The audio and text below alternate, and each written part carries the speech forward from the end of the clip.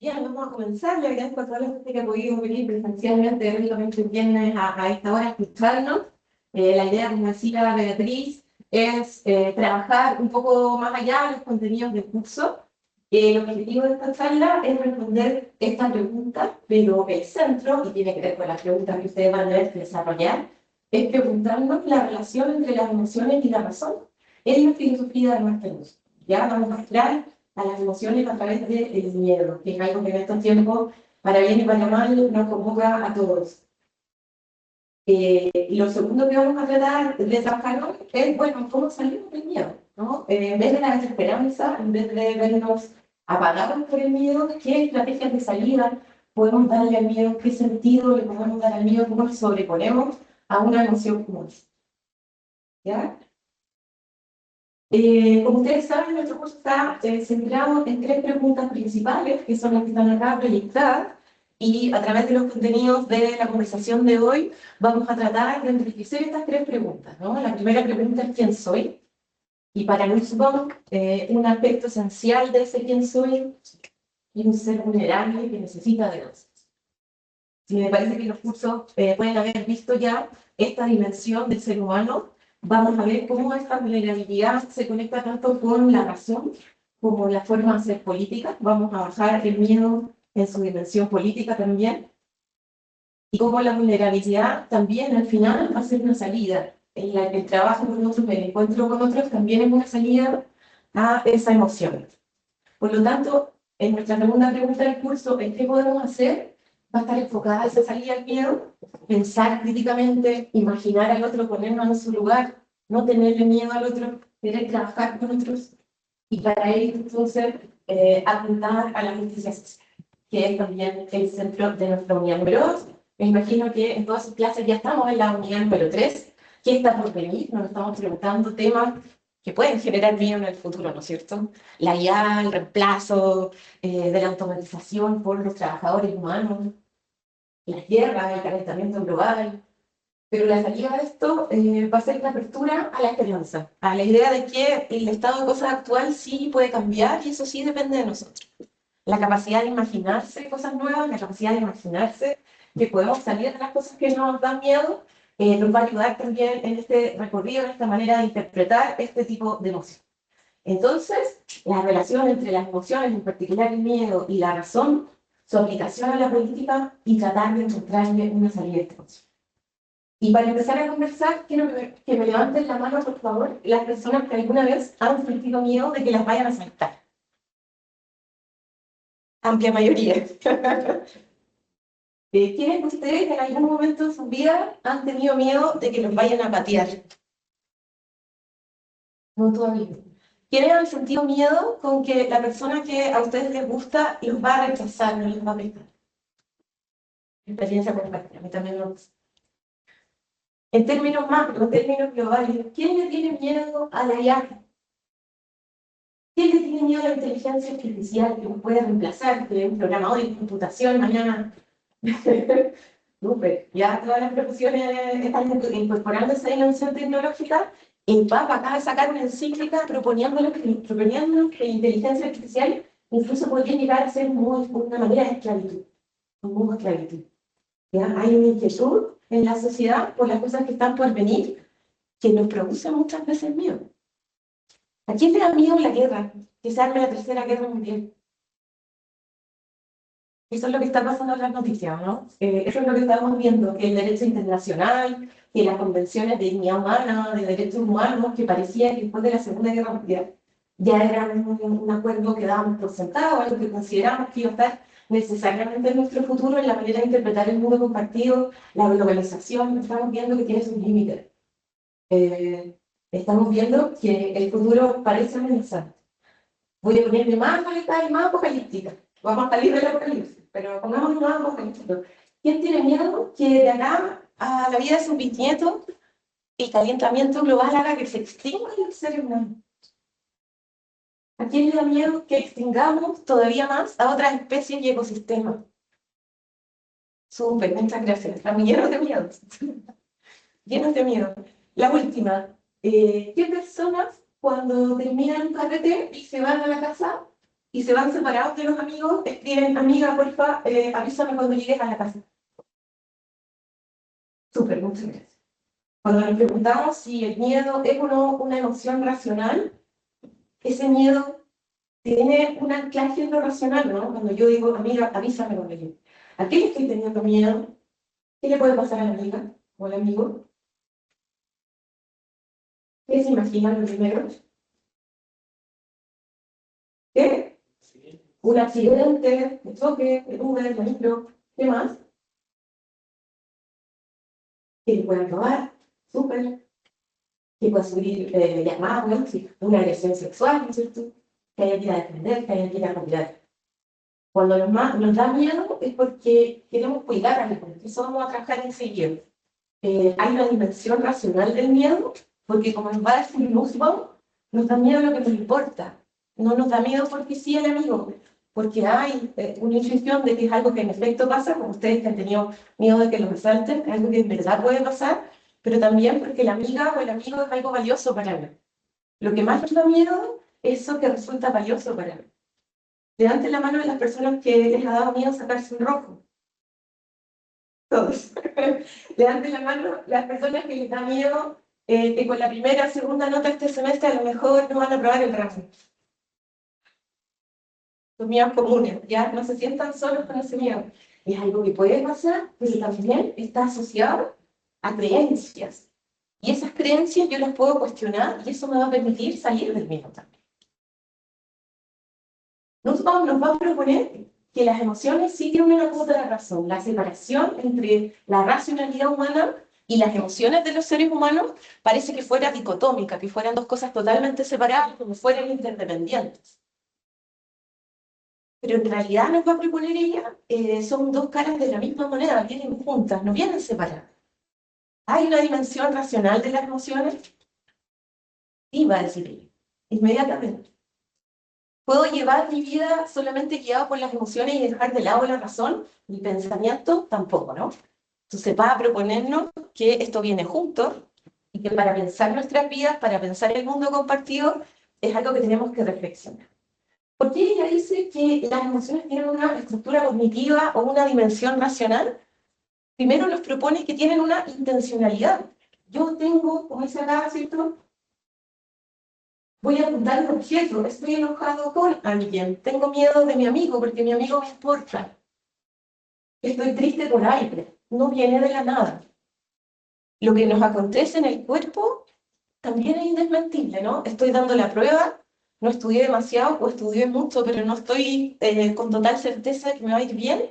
¿Y qué síntomas siento en el cuerpo cuando me pasa eso? ¿Qué siento cuando tengo miedo en una prueba? ¿Qué me pasa en mi cuerpo? Se contrae, me puede doler la guata, ¿qué más? Me pongo nerviosa y eso, cuando estoy nervioso, ¿qué pasa en mi cuerpo? Tiemblo, hay gente que se marea, hay gente que le dan ganas de vomitar, hay personas que tienen legítimamente también crisis de pánico porque están muy estresados y les da mucho miedo. La intencionalidad supone una dimensión racional, pero esa dimensión racional, como está dirigida a algo, también nos produce sensaciones en el cuerpo. Pero nos vamos a decir, pero no son puras sensaciones irracionales. Hay una causa, hay una intencionalidad que está produciendo en mí ese miedo con esta dimensión cognitiva, pero también sensaciones corporales. Vienen juntos, estamos integrados. Pero ese miedo está basado en creencias subyacentes. Mi casa queda en un barrio peligroso. Por lo tanto, es más posible de que yo tenga la creencia de que me van a asaltar en esa esquina donde ya asaltaron a alguien. No es necesario, no se sigue necesariamente, pero esas creencias sí influyen en mí. El conjunto de creencias, la manera que yo tengo de interpretar el mundo, también influye en mí. Cuando yo le tengo miedo, como el día de la cortina, a los pobres, la aporofobia, ¿qué creencia subyace a ese miedo? Que el pobre puede venir a delinquir, que el pobre es sucio, que puede estar loco, ser drogadicto, amenazarme, que el pobre no tiene nada que darle a cambio a la sociedad, entonces que me va a pedir, me va a quitar recursos. Voy a tener que cuidarlo sin que necesariamente pueda reciprocar. Y no necesariamente. Si voy a un barrio desconocido y esa creencia me hace pensar o interpretar que ahí está el peligro y eso me da miedo, si yo soy capaz de cuestionar y verificar si esas creencias tienen un sustento empírico, real, verificable, yo puedo modificar ese sistema de creencias y por lo tanto puedo influir en la emoción del miedo que acontece en mí. Y una tercera dimensión racional o cognitiva del miedo sería el eudaimonismo, la idea de la vida buena, y yo les voy a decir que esas emociones están ligadas a lo que yo valoro. Cuando a mí, cuando chica, me daba miedo ser la última que eligieran para el equipo de deporte. ¿Ya? ¿Quién va a ser en qué equipo? Y la persona que elegía el equipo decía tú, y a mí me daba mucho miedo ser la última. ¿Qué creencia o qué idea de vida buena estaba detrás del miedo infantil como ese? Que no tengo tantos amigos, que para ser elegida tengo que ser siempre buena, que no me van a elegir por amistad, me van a dejar al último, y si me dejan al último yo me voy a sentir rechazada. Voy a sentir que soy menos que los otros, y me voy a sentir el nerd del curso, o el que queda fuera del curso. ¿Cómo desmonto eso? ¿Ya? ¿Por qué me importa? Porque sí quiero ser querido, sí quiero ser elegido, sí quiero estar integrado al grupo. Y cuando yo me cuestiono la veracidad de ese miedo que me da lo que me importa, puedo recalibrar ese miedo. Voy a seguir teniendo amigos aunque sea la última que elijan para el deporte. Me puedo matar de la risa con las compañeras y compañeros que quedamos al último. Y no ser el nerd del curso, ser del grupo que se ríe porque no son buenos para el deporte. Y eso no amenaza ni mi dignidad, ni mi reputación. No estoy haciendo el ridículo. Me cuestiono la creencia y eso que me importaba, lo puedo transformar. Y cuando hablamos de la eudaimonia o este horizonte de lo que consideramos la vida buena, vamos a encontrar entonces que el miedo no solamente es algo contrario a la razón, irracional necesariamente, un impulso solamente físico, no es solamente una sensación corporal. Las emociones, nos dice Nussbaum, no son impulsos corporales y reflexivos, no son solo sentirse nervioso, que te duele la cabeza, que te tiemblen las manos, sino que contienen un fuerte componente cognitivo, son evaluaciones o juicios, como dice acá arriba, juicios de valor, que asignan a cosas y personas externas a nuestro propio control, ojo con la palabra control, una gran importancia para nuestro propio bienestar. El ser humano tiene miedo a lo que no puede controlar. No puedo controlar si soy popular en el colegio, me da miedo, pero no es pura sensación corporal. Hay algo que estoy valorando. Cuando yo tengo miedo a la muerte, lo que estoy diciendo es que me importa la vida. Si me importa que se muera mi abuelito, es porque lo quiero. Y hay algo racional en eso. Es normal. Es esperable tenerlo. Si tengo miedo al abandono, lo que quiero es afecto, lo que quiero es amor. Si tengo miedo al fracaso, es porque tengo un concepto de éxito, por ejemplo. Si yo tengo la creencia de que éxito es tener un buen trabajo, ganar plata, poder viajar, o ser el más destacado en mi área, que el éxito solo va a pasar cuando yo haga un posgrado, o me aplaudan por lo que hago. El fracaso me da mucho más miedo que si yo puedo cuestionarme lo que creo respecto al éxito. Ser exitoso no es solamente tener plata, a lo mejor es también tener afecto, tener amigos, descubrir cosas en el mundo, aprender. Miedo a la humillación, ¿no es cierto? La dignidad. Yo no quiero hacer el ridículo. ¿Por qué? Porque quiero sostenerme y que los otros me validen. Por lo tanto, acá nos aparece lo que conversábamos respecto a la primera pregunta del Pensó que está inserta en nuestro curso. Dice Nussbaum, las emociones expresan la idea de que somos seres incompletos, que dependen de elementos externos para su propio florecimiento, la eudaimonia, la plenitud, de llegar a la idea de vida buena. Necesito de otros. Las emociones nos están mostrando oye, pero con eso. Digo otro. Eh, que no sé, porque desconozco realmente bastante de mi trabajo, pero me surgieron dos preguntas. Una es cuando, luego de un proceso de reflexión crítica, eh, uno llega a la conclusión de que hay buenas razones para tener miedo. Esa es una, como lo resuelve. Y la otra es qué pasa, quizás no tanto a nivel político, sino a nivel más personal de cada vida. ¿Qué pasa cuando lo que nos da miedo es algo que al mismo tiempo sabemos que es deseable, lo que nos hace bien? ¿Sí? Y no tiene que ver con una creencia falsa, sino quizás con otra cosa. Esos son mis dos. Súper, muchas gracias. No sé si se escucha ahí. Sí, ahí. Sí. Claro que a veces el miedo es totalmente justificado. Y pasa eso, bueno, y pierdo eso que quería. ¿Me reduzco a eso o qué hago en esa situación? Tenía miedo que me patearan y me patearon. Y me duele un montón porque era valiosa la persona con la que yo estaba. Y sí quería que siguieran. Y ese miedo se cumple. O ese miedo es legítimo. Sí sé que me va a patear.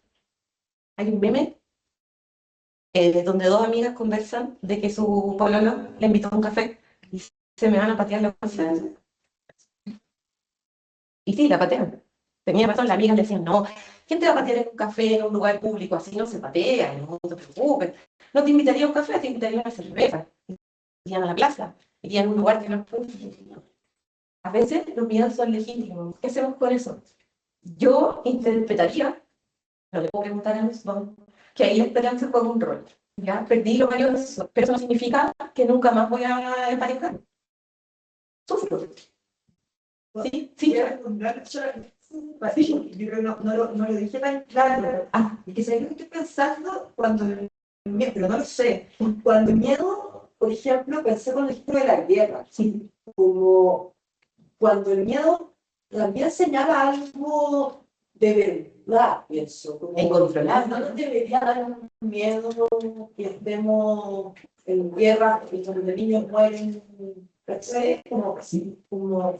Y ahí viene el concepto de esperanza, ¿no? ¿Qué puedo hacer? Es incontrolable, ¿no? Depende de mí si hay guerra o no. Es incontrolable, ese miedo es legítimo. ¿Qué puedo hacer al respecto? La esperanza es como algo activo, pero a lo mejor no voy a poder evitar la guerra. Pero eso, me puedo sobreponer a eso. No necesariamente porque la creencia sea falsa, ¿sí? Lo importante acá es que el miedo no te paralice. El miedo también puede ser un motor. Hans Jonas, por ejemplo, que es un filósofo que habla del medio ambiente, un filósofo alemán de mediados del siglo XX, habla de la evolística del temor y dice que deberíamos tener miedo a la extinción de la vida en la Tierra. Que eso sea en la práctica como un control de riesgos de lo que podría pasar. A veces el miedo es movilizador. Y en la guerra hay mucho miedo porque precisamente no tengo el control sobre lo que va a pasar. No tengo mucho impacto en cómo van a cambiar las cosas, pero sí me puedo quedar esa esperanza colectiva en la sociedad. Puedo hablar del miedo, puedo llorar del miedo, puedo pensar en estrategias para sobrevivir al miedo. No es una fórmula de vida perfecta, no es una psicóloga que te vaya a sacar del problema, pero en efecto, ¿no? Podemos perder cosas valiosas. Una de las cosas valiosas que perdemos con la guerra es la idea de progreso y miedo de mañana, de que ya nos habíamos puesto de acuerdo que algunas cosas no habíamos pensado nunca, como un genocidio. Ya habíamos pasado por ese capítulo, ya habíamos aprobado ese ramo. Y nos da miedo, y es legítimo tener ese miedo. ¿Qué vamos a hacer con lo que viene? O sea, claro, no sé si la filosofía nos va a una respuesta, parece que sale una salida, y pues, no sé si una pregunta. No sé si querías agregar algo necesario. Estoy de acuerdo contigo, estoy de acuerdo con la misma, pero también pensando en la respuesta a lo que está planteando Jesús, también refugiarnos en otro. O sea que al final el miedo legítimo también es humano, no solamente pensar políticamente la esperanza futura, sino abrazar a un otro, en el fondo, sí, ¿no? Y compartir el miedo o llorar con otro es también, me gusta mucho la gestión, ¿no? Una gestión del miedo y que eso siempre va a estar. ¿No? Siempre necesitamos también que refugiarnos en otro y el puro compartir el miedo, llorar con otro, también creo que es un camino necesario. Muy de acuerdo, ¿no? Sostenernos en el otro, somos con otros. Yo soy un nosotros. Y en la medida que tenga la capacidad de ser nosotros, yo también pienso que también es mejor también. ¿Sí?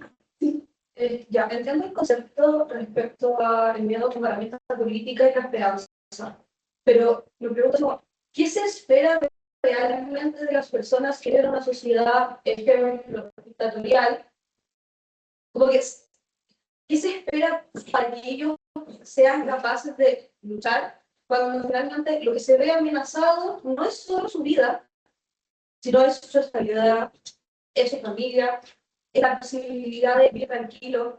Entonces, claro, se les impide, por ejemplo, pensar y ser como una disidencia del pensamiento político. ¿Qué se espera o cómo se le pide a una persona que vive en una dictadura que piense y sea disidente de los pensamientos que guían el gobierno, pero que finalmente el ser esta disidencia va a ser que también te maten?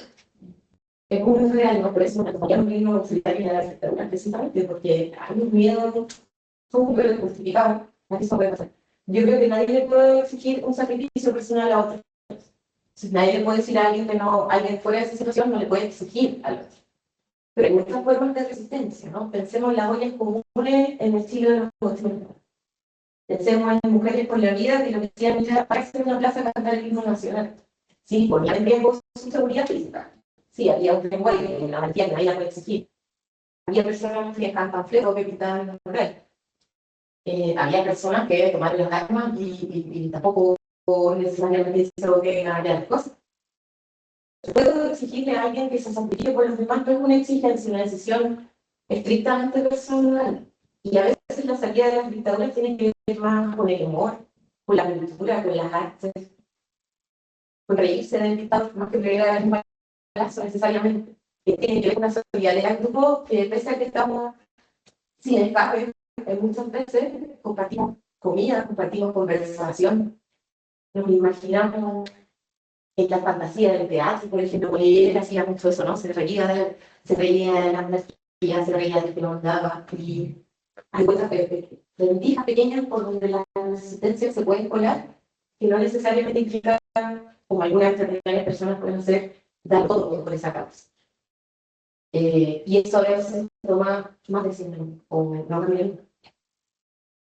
Rusia ha tenido durante toda su historia líderes autoritarios, desde el zar hasta el mundo soviético. No necesariamente cambió los días de los sino que también cayó el muro soviético. Hay algo que también la cultura que tiene que interpretar lo que tenemos de otra forma.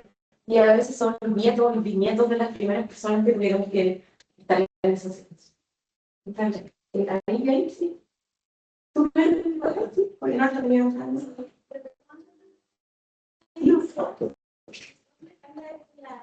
La identidad de ese o es una persona dentro de la sociedad y que yo controlo dentro, o sea, no, dentro de la selva alerta, me conozco igualmente, y dentro de una sociedad que es completamente autónoma, ¿cómo se llega, si la pareja llega a pagar dentro del contexto dictatorial, cómo se llega a una esperanza que se trae en el tiempo?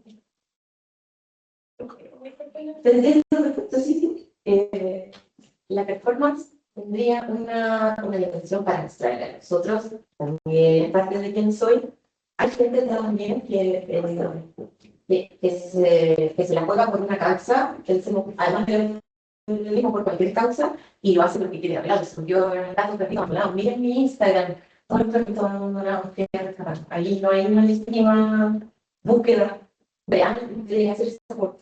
En el tema de la dictadura, claro que para algunas personas era muy identitario. Y a lo mejor lo que hay que hacer es esconderse y sacar la voz en el momento propicio.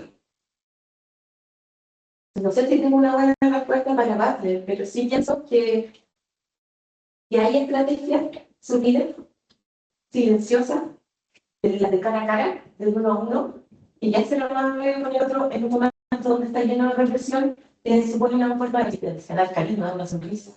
Decir, vamos, no se puede. Tal vez. No sé si alcanzó a responder.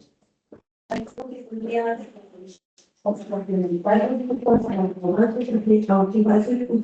denunciar el sistema normativo en el cual se identidad familiar, el modelo normal, cuando hay los varios animales, finalmente la capacidad ética, y dice que todos somos capaces de, todos queremos ser reconocidos. Y hay una relación que ontológicamente primaria ética.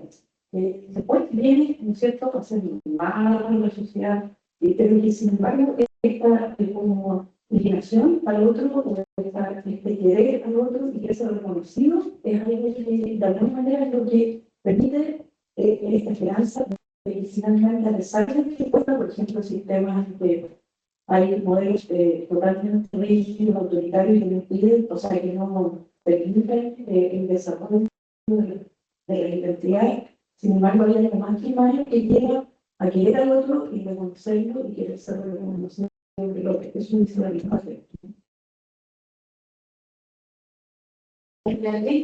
La Usted enseñaba que con el miedo se puede usar como motivación para afrontarle el cual tiene una meta. Por ejemplo, usted en clase me enseña que se vuelve tónico por la ayuda tecnológica que hemos tenido. Pero también ese miedo nos puede ayudar a que nos extinguir, pero ese miedo de extinguirnos nos puede ayudar a superar esas barreras y poder superar la tecnología para no llegar a ese punto de somos tontos y nos vamos a extinguir.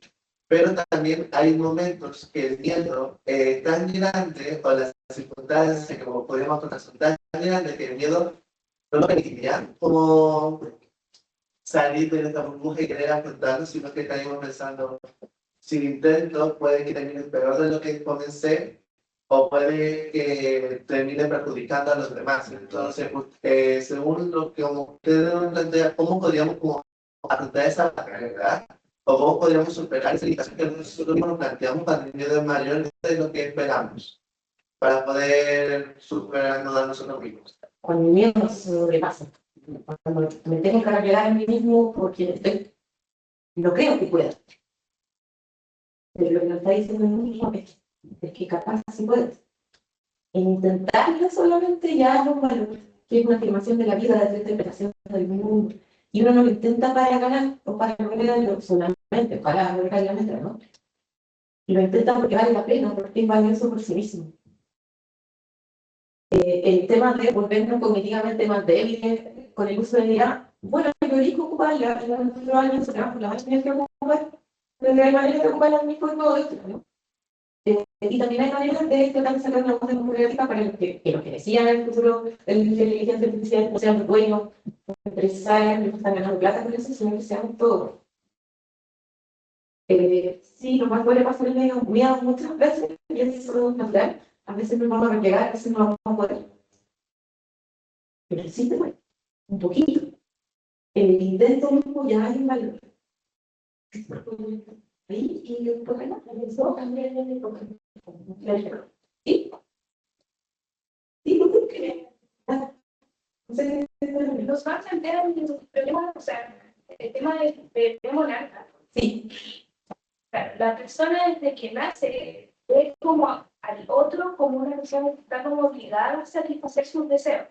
Entonces, mi pregunta es cómo la persona realmente llega a superar esto si desde que tiene conciencia ve al otro como alguien que le va a satisfacer sus deseos. O sea, ¿cómo eso se supera realmente? Decía que cuando ella habla de las artes y la humanidad también es una especie de salida, ¿no? Salir de ese narcisismo supone que yo necesito del otro, pero yo también necesitarme. Es una relación interdependiente.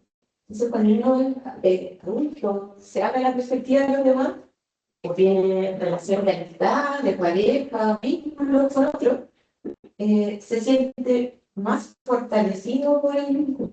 No porque el otro me dé, porque dar también es enriquecedor. Mirar el mundo desde la perspectiva también es enriquecedor. Siempre vamos a querer cosas del otro. Le exigimos los vínculos afectivos que nos den algo, la profesión que queremos salir de ahí. Pero nosotros también queremos reciprocar. Y ahí se fortalece ese vínculo. Ok, sí. Bueno, yo se quería preguntar, porque usted ha mencionado que entonces es necesario el pensamiento crítico para que podamos cuestionar las creencias. Claro, primero partiendo de uno mismo, porque uno tiene como base muchas creencias que a veces son muy limitantes, y bueno, personalmente también, como persona que también tiene muchos prejuicios, me cuesta poder salir de ellos. Entonces, ¿cómo puedo tratar de influir mejor en mi pensamiento esa crítica y también cómo la puedo comentar hacia los demás cuando ciertas opiniones son muy radicales y constantes, que a veces limitan mucho que uno pueda dialogar o tener un debate así limpio? Es difícil salir con los prejuicios porque los tienen, porque no se nos ha afectado, ¿no? ¿En qué momento yo me cuestiono mis prejuicios cuando me encuentro totalmente con ese otro? Y a lo mejor esa persona no tiene radicales, no me va a caer bien. Y voy a sostener mi prejuicio. Ah, no tienen empatía con este grupo de personas. Nunca les he dado micro, no tienen empatía, no entienden cómo vivir. ¿De dónde se sale el prejuicio cuando yo de verdad me encuentro con el otro? Que no significa que me va a caer bien, no puedo cambiar de opinión radicalmente, ¿cierto? Pero ver cosas distintas. Mirar cosas distintas a mi interés. A lo que te sale en el algoritmo, contrarse, conversar con el. Y a veces puede impulsar ese prejuicio, pero a veces voy a entender que la persona no es solamente ese casillero. Entonces, si mucha empatía no tiene, pero entonces su vez a conversarlo a punto.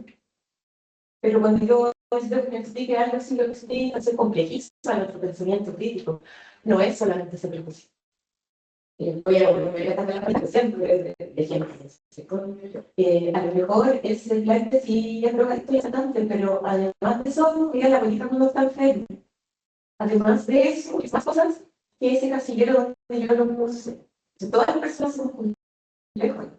Las otras personas que están sobre nosotros, pregúntense qué prejuicios tienen las personas que no vienen a esta universidad de cómo son los alumnos de la universidad. Y digo, pero yo no soy ese cliché, no soy así. ¿Cómo le desmiento ese precio? Que me vea. Y yo también tengo dificultad.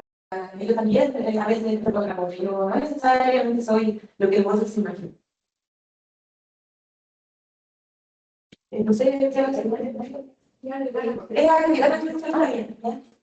Al menos a mí algo de lo que me funciona las personas cristianas que los prejuicios no tienen sustento. Muchas veces. Puede haber, por ejemplo, surgen de las generalizaciones. Tuve una experiencia muy concreta que te lo era, pero luego lo generalicé a todas las personas son así, ¿no? Y lo que me sirve cuando yo converso con una persona, porque es bien difícil conversar con una persona que está cegada, que solo dice eso, es porque, preguntarle por qué. Y finalmente, como que no hay un momento de base, no hay razones para creer lo que se cree. Y también uno se puede preguntar a uno mismo, ¿por qué? Y si hay tener razones para defender lo que crees, ya, voy a dejar de ser un prejuicio. También leer mucho, leer de la perspectiva contraria. Para entender la postura del otro, porque siempre vamos a intervenir o estar en desacuerdo en ciertas cosas. Pero lo importante es que cada uno pueda defender su postura o tener razones para creer. Es decir, yo creo que eso es fundamental. Entonces, preguntar al otro, es porque también preguntamos a nosotros mismos por qué. Y me encanta como increíble. Sería preferible que ustedes se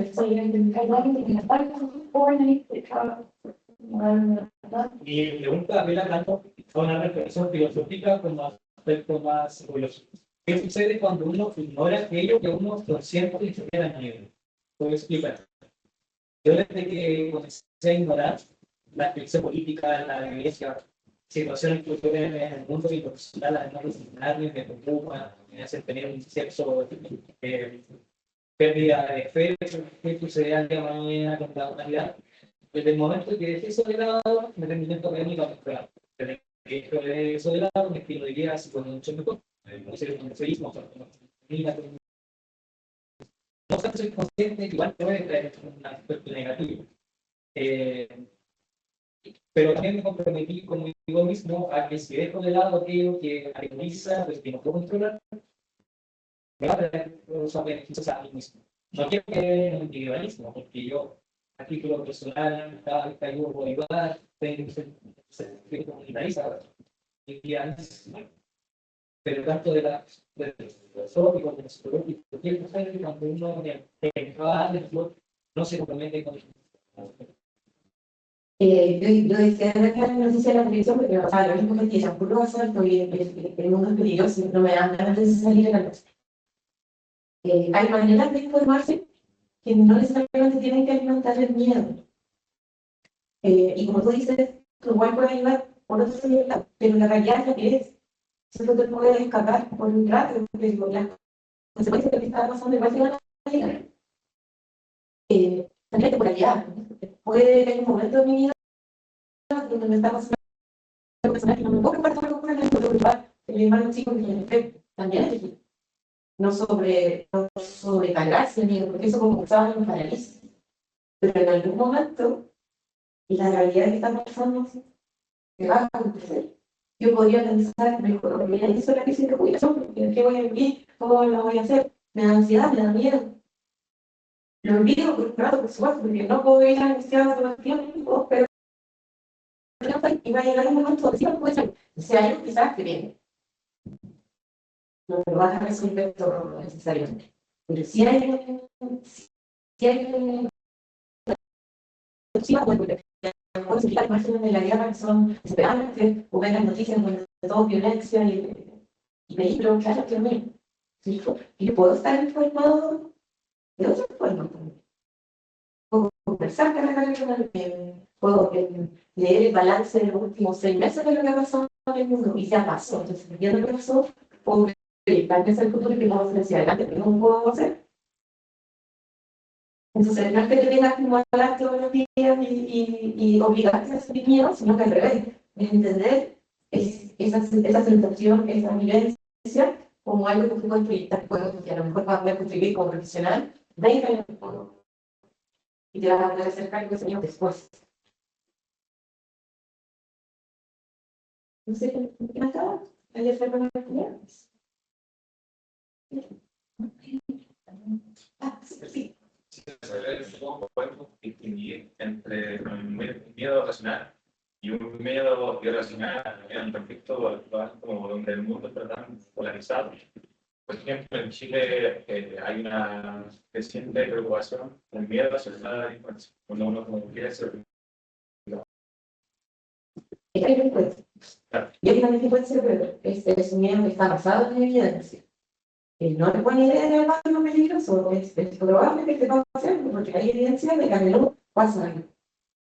¿Qué puedo hacer con eso? Quizás puedo pensar en justicia social y la solución no es ir al barrio para sacar mi miedo, como si hubiese el caballo para seguir, para conquistar ese miedo. Sí, sí, sí, hay delincuencia. ¿Cuándo va a terminar esa delincuencia? Como le preguntaba a tu compañero, quizás mucho después. Quizás lo que puedo hacer para salir del miedo a la delincuencia es buscar una sociedad más justa. Quizás lo que puedo hacer es contribuir desde mi profesión o desde quién soy a tratar de pedir como equipo en un país y es muy grande. Entonces, quizás es que tiene un sustento en base racional y empírica, como decía el compañero, quizás es algo que no puede trabajar después. Entonces, no se trata de ir a meterte en el peor lugar posible porque vas a sobreponer al miedo. Se trata de pensar qué es lo que se está causando, que eso siga sucediendo y que legítimamente me da lo que quiero por ellos. No sé si es suficiente, pero es un camino para empezar, una perspectiva más larga. ¿Sí? Estaba como un poco relacionada con la pregunta de ¿qué pasaría si que en el caso del miedo no se ha alimentado, aunque intente así como escaparte, no puede, se sigue alimentándose de todas maneras, pero por eso no cercano? ¿En qué sentido el entorno cercano al que estás pensando? Necesita así como que vean, que intenta así como evitar la noticia, pero que tu familia, pero que inevitablemente tengan que ver las noticias en la casa, programas un poco que alimentan el día que sean políticos, como puede ser, no sé. Y pensando. ¿Y qué ese miedo va a estar ahí? La pregunta es: ¿qué hacemos con eso? Claro, o tratar, como decíamos, de escapar con la desarrollar, pero ¿qué está pasando? Y es importante. En parte de lo que conversaba acá, ¿no? Debería ser asumir que es la realidad, dejar que el miedo me atraviese, de vivir el miedo, dejarlo ser, que pase, y aprender que no me paralice, que no me rompa la vida, que no me haga pensar que esto siempre va a ser así. Quizás yo siempre voy a tener miedo de echar un ramo. Porque, claro, significaría un súper fracaso de vida que ustedes tienen de éxito o de lo que es valioso para su vida. Nunca se me va a pasar que te va a dar miedo sacar de un rojo. Pero voy a tener que aprender a vivir con eso. Eso no es todo lo que soy, eso no es todo lo que me va a pasar, no estoy reducido a eso. Voy a crecer a partir de eso. A veces enfrentarse al miedo y que te pase lo mejor posible, lo que hace es ser capaz de sobreponerse a las dificultades de la vida, que es súper fácil de pasar, ojalá no tuviera que ser así, pero sí un aprendizaje que te va a hacer crecer. Entonces, a veces tenido miedo 500 veces va a ser, quizás, y cuando seas grande, tienes miedo de que te el trabajo, en vez de que te eches a la universidad, tú ya vas a saber que puedes sobrevivir al fracaso, que puedes sobrevivir a ese sufrimiento, aunque salga todo tal cual, lo pensaste que vale. ¿Se entiende? Y tú vas a poder seguir viviendo porque nunca nos vamos a tener miedo de algo. Es parte de la condición buena. Me preguntan, ¿qué estrategias voy a tener para dejar que se nos a contestar? Para pasar, darle su lugar, pensar cómo me sostengo, ver qué hago con eso después. Aunque legítimamente no puede ser sufrir, por supuesto. Sí, es parte de... Sí. Estoy pensando, esto es una cuestión que el uso tiene respecto exclusivamente al miedo o en general a las emociones, como que lo puede decir, como de valencia negativa, ¿cierto? Eso es para responder eso y después sigo. Respecto, la relación persona-emoción, sí, la capacidad de mejor, y el miedo es solo una de las emociones que profundiza ahí. Pero entonces todas las emociones tendrían un componente cognitivo y serían también un juicio de valor, y por eso tienen una base racional que hace que no sean opuestas la razón y la emoción. Estaba pensando como en lo que decía el estudiante de la que como esto de dejar de ver que todo lo que duele, o lo que da miedo, o lo que angustia, y lo entiendo por un lado, ¿cierto? Pero también, por otro lado, me pregunto si no vivimos en un mundo en donde, si bien acá quizás no hay expresiones de esclavitud tan evidentes, al menos sí hay en otro lado del mundo, nosotros vivimos de ella, digamos, y hay también un genocidio ocurriendo, o sea, hay cosas muy brutales ocurriendo que si tú vas a quedarse a mirarla es desagradable, uno podría decir, ¿cierto? No es placentero, pero no es importante también políticamente como quedarnos paralizados ahí antes que movernos a mirar hacia otro lado, digamos, ¿cierto? Como...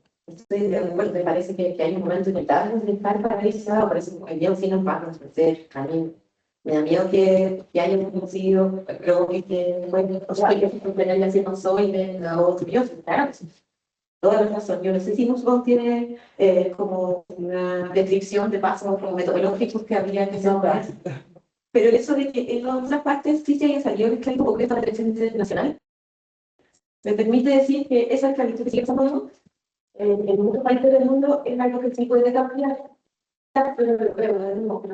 Me da miedo y es legítimo.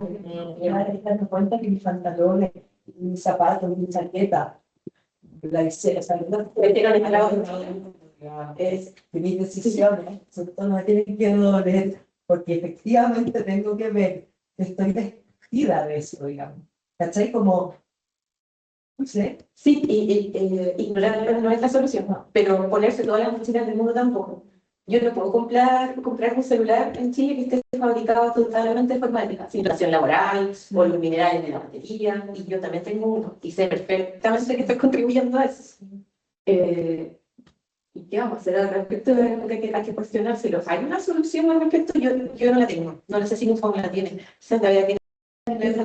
No, tal como es, hay una clave, no mucho, sino que yo dediqué, que es una clave política, donde analiza la dialéctica entre la ideología y la ideología.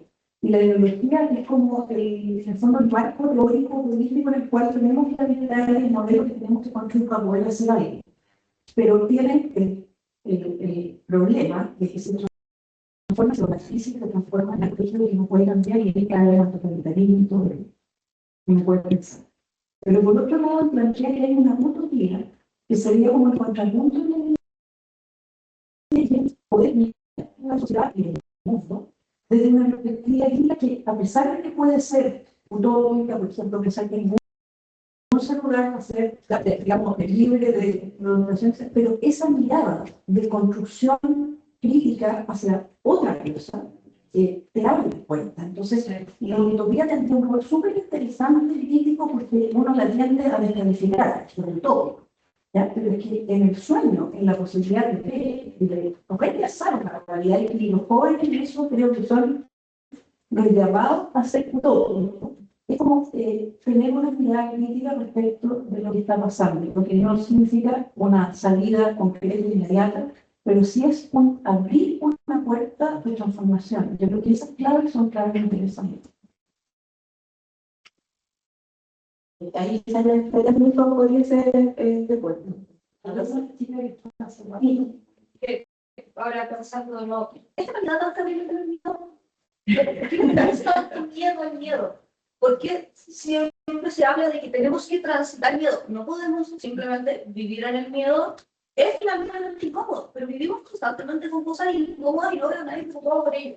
Se tiene mucho miedo a tener miedo y es como una incomodidad, como, no sé, duele cara, porque hay cosas mucho más incómodas que tener miedo y a nadie parece importar.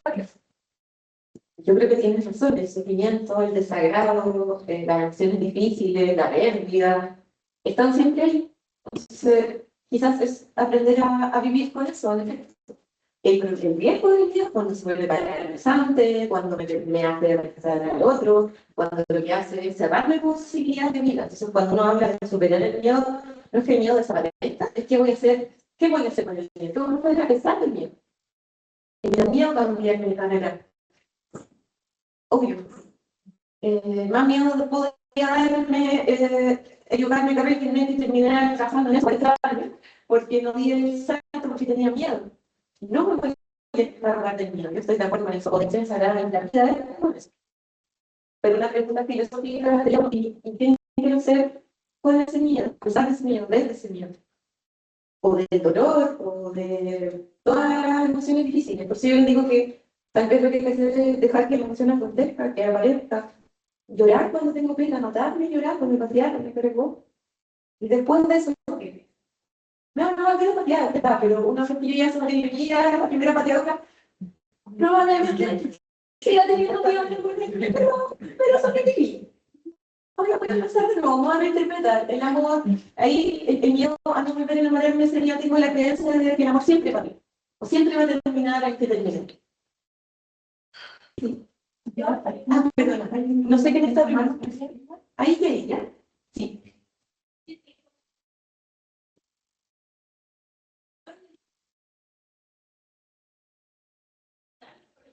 Sobre todo, de que el miedo porque sabes que lo que es como hasta como y me lo cual podemos acabar en una sociedad cuando no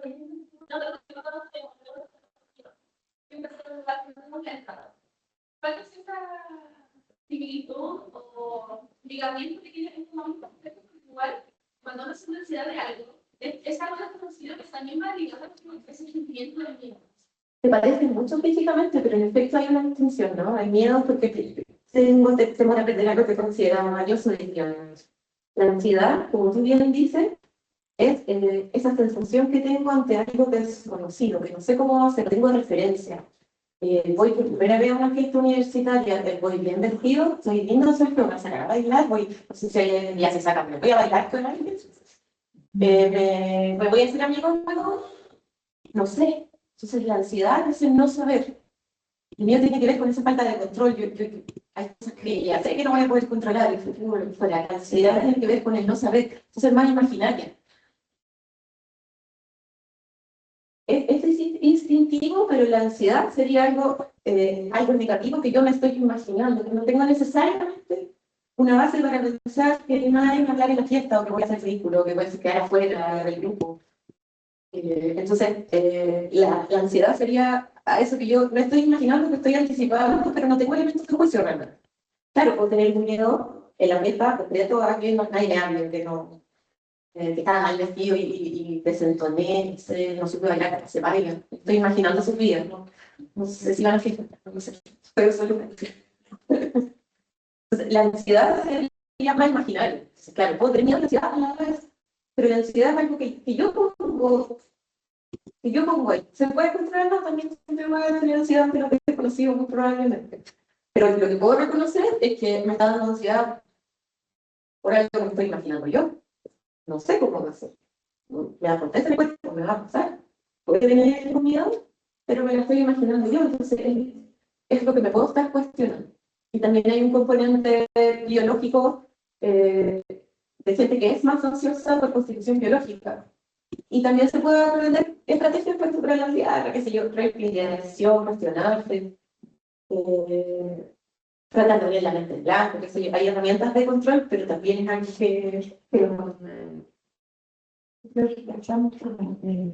no sé si le... Sí, podríamos ir sumando. Agradecer mucho la pregunta, la participación, el interés. Por supuesto, para Camila, muchas gracias. Fue muy buena la presentación, así que un aplauso.